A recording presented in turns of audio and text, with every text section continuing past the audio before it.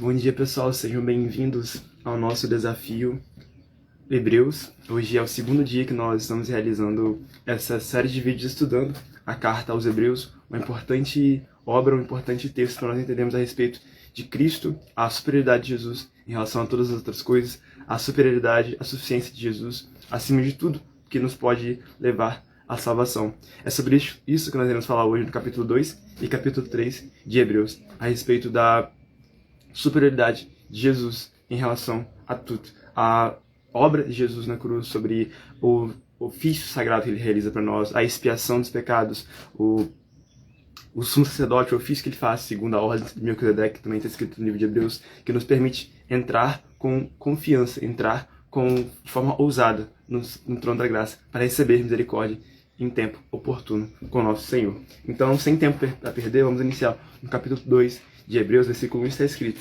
Por esta razão, importa que nos apeguemos com mais firmeza às verdades ouvidas, para que delas jamais nos desviemos. Porque se a palavra falada por meio de anjos se tornou firme, e toda transgressão ou desobediência recebeu justo castigo, como escaparemos nós, se não levarmos a sério tão grande salvação?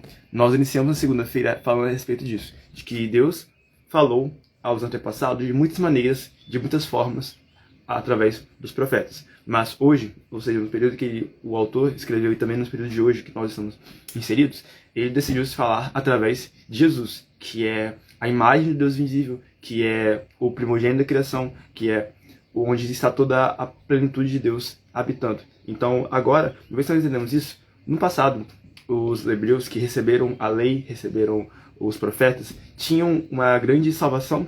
É claro, tinha a salvação que era trazida mediante aos anjos, que eram espíritos ministradores, que serviam àqueles que estavam sendo salvos. Agora imagine, se as pessoas que rejeitaram a lei, que rejeitaram o trabalho que Moisés realizou e receberam uma punição, e o que aconteceria com nós, que recebemos uma salvação ainda maior, através de Jesus, através da expiação na cruz? O que aconteceria aqui conosco se nós negligenciarmos, se nós deixarmos escapar, se nós não levarmos a sério tão grande salvação? É isso que o autor de Hebreus fala aqui, que nós então devemos nos apegar com firmeza a essas certezas, a essas verdades, entendendo que elas são relevantes e essenciais para nós termos uma vida eterna, para nós termos uma vida em comunhão com Deus, e assim nós não recebermos a punição que é devida, que é dada a todas as pessoas que rejeitam a obra de Jesus, a obra redentora, salvífica, expiatória e perfeita de Jesus, que foi feita por nós, para nós não negligenciarmos, para nós levarmos a sério, levarmos em consideração essa obra tão relevante para a nossa vida. No versículo 5, o autor ainda continua falando a respeito de Jesus como esse sumo sacerdote, essa pessoa que representa o homem a Deus, que leva os pecados dos homens a Deus para que possa ser perdoado e assim tenha a expiação dos pecados. Versículo 5, pois foi não a anjos que Deus sujeitou o mundo que há de vir, sobre o qual estamos falando. Pelo contrário, alguém em certo lugar deu testemunho dizendo: que é o homem que dele te lembres, ou o filho do homem que o visite. Fizeste um pouco menor do que os anjos, e de glória e honra o coroaste. Todas as coisas sujeitaste debaixo dos seus pés. Aqui, o escritor vai dizer então que Deus cria o homem. Isso é uma citação de um salmo, um pouco menor do que os anjos. Isso também era um apontamento para Cristo, que foi feito quando se esvaziou, um pouco menor do que anjos, a ponto de que ele fosse coroado de honra e glória, assim como nós também somos coroados de honra e glória ao sermos criados no sexto dia, de acordo com o relato de Gênesis, como nós falamos, isso é um desafio passado, e assim nós poderíamos manifestar a glória do Criador. E assim, Deus faz isso também ao sujeitar todas as coisas ao próprio Cristo, ao próprio Deus encarnado, aquele que seria o nosso sumo sacerdote, e iria sofrer por nós, iria ter o seu sofrimento para que nós pudéssemos também ter a glória dele através da sua morte. É isso que fala aqui no versículo 9. Vemos, porém, aqueles que por um pouco foi feito um pouco menor do que os anjos, Jesus, que por causa do sofrimento da morte foi coroado de glória e de honra, para que, pela graça de Deus, provasse a morte por todos. Nós falamos isso a respeito de Filipenses 2, onde dizer que Jesus se esvazia, é obediente até a morte, e morte de cruz, mas recebe um nome que está acima de todo nome. Então, a humildade, ou a humilhação que Jesus faz, é procedida, é sucedida pela honra, pela glória. É isso que nós vemos aqui. Por isso que Jesus, ao descer, se encarnar, se humilhar, se sacrificar e de fato, ser morto por nós, por cada um de nós, agora ele recebe um nome que está acima de todo nome. Agora ele é glorificado, ele é recebido à direita do Pai para interceder por nós e para que todos aqueles que acreditarem nele, aqueles que receberem de fato a sua obra de salvação, aqueles que não negligenciarem o seu ofício, aqueles que de fato seguirem uma vida com ele, também possam ser conduzidos à glória. É isso que o versículo 10 vai dizer. Porque convinha que Deus, por causa de quem e por meio de quem todas as coisas existem, conduzindo muitos filhos à glória, aperfeiçoasse, por meio do sofrimento, o autor da salvação deles. Aqui algo interessante a ser visto que diz que Jesus precisou ser aperfeiçoado. Como nós podemos entender isso? Se Jesus é Deus, como ele de fato é, e se ele é homem, como de fato é, como nós podemos entender essas duas verdades? Jesus como Deus é perfeito, é claro. Jesus como Deus não poderia pecar, é santo, justo, mas como ser humano, ele precisou aprender através da obediência. Vai dizer que ele precisou ser aperfeiçoado. E como a gente pode aprender que esse aperfeiçoamento que Jesus passa tem a ver com o seu esvaziamento. Então ele vem e se encarna como bebê, se encarna como um embrião no ventre de Maria, e agora ele precisa cada vez se aperfeiçoar, precisa crescer, assim como o cordeiro que era entregue na antiga aliança, precisava passar por um período em que ele era amadurecido, em que ele crescia para que ele pudesse ser entregue para o sacrifício. Também Jesus, do mesmo modo, precisou ser aperfeiçoado, precisou amadurecer, precisou crescer de forma humana como um homem, precisou ter esse momento de preparação para que quando chegasse esse momento, nos seus 30 anos, quando ele realizou o seu ministério, quando ele iniciou o seu ministério, ele pudesse ser entregue como esse cordeiro perfeito, santo, justo, maduro, aperfeiçoado, através dos sofrimentos. E então, através disso, ele pode dizer que, no versículo 12, meus irmãos, declararei o teu nome, no meio da congregação eu te louvarei. Aqui, Jesus não tem vergonha dos irmãos que a ele foram dados, porque é por causa de nós que ele se sacrificou. Ele vai dizer aqui, eis aqui eu estou e os filhos que Deus me deu. O Senhor Jesus, então, sacrifica por nós e se alegra apresentando ao Senhor esses irmãos, cada um de nós, pelo qual ele se sacrificou. Ele se sacrifica por nós e diz que vai declarar o nome do Senhor através de cada um dos irmãos que estão nessa congregação, através dessa família de santos, família de pessoas que foram redimidas. Ele apresenta ao Pai através dessa alegria, a alegria pelo qual ele estava proposta através dos seus sofrimentos. Ainda vai dizer que Jesus, através dessa obra, da sua redenção, vai destruir aquele que tem o poder da morte, a saber, o diabo, e todos que estão pelo favor da morte sujeitos à escravidão. Ele, então, é socorrido a Jesus, é atribuído a Jesus essa obra, esse manifesto ou essa realização, esse ofício sagrado de tirar as pessoas que estavam cativas à morte e trazê-las à vida. Isso não foi realizado a anjos apenas, não foi realizado para que anjos pudessem fazer, mas ao próprio Jesus, que poderia socorrer a descendência de Abraão, como está escrito aqui. Agora, é necessário que em todas as coisas Jesus se tornasse semelhante aos seus irmãos, para ser misericordioso e fiel sumo sacerdote nas coisas referentes a Deus, para fazer propiciação pelos pecados do povo. Agora, então, Jesus é tentado, não peca, e a partir disso, ele pode ser apresentado como sumo sacerdote perfeito, santo, justo, misericordioso, porque ele entende o que é ter tentação, e justo, porque ele não cai em pecado. Nós agora podemos entrar, então, com ousadia, de forma confiante, no Santo dos Santos, porque Jesus abriu esse novo caminho para que nós pudéssemos ter um relacionamento com Deus.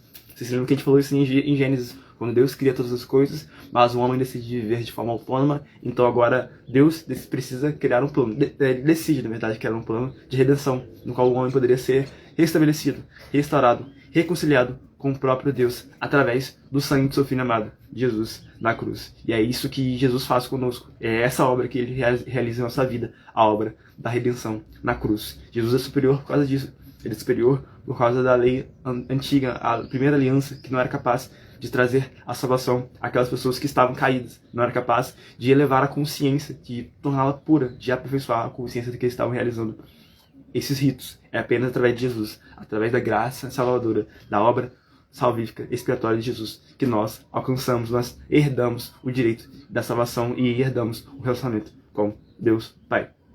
Capítulo 3, versículo 1 está escrito: Por isso, santos irmãos, vocês que são participantes da vocação celestial, considerem atentamente o apóstolo e sumo sacerdote da nossa confissão, Jesus, o qual é fiel àquele que o constituiu, como também foi fiel em toda a casa de Deus. aqui o autor vai fazer uma comparação entre Jesus e Moisés. Assim como Moisés foi fiel em toda a casa de Deus, como diz o Pentateuco, onde Moisés é chamado para realizar uma grande obra, e ele não permaneceu como o seu privilégio, o seu direito de ser filho da filha de Faraó, mas decide também, assim como Jesus, se esvaziar, decide abrir mão dos seus direitos. E agora ele permanece fiel em toda a casa de Deus, porque ele realiza com fidelidade o chamado ao qual ele foi proposto, que era o de libertar o povo hebreu do Egito. E assim como Moisés foi fiel em toda a casa de Deus, também Jesus o realiza isso de forma fiel. Ele se torna então esse grande apóstolo, ou seja, essa pessoa que é enviada para realizar uma obra,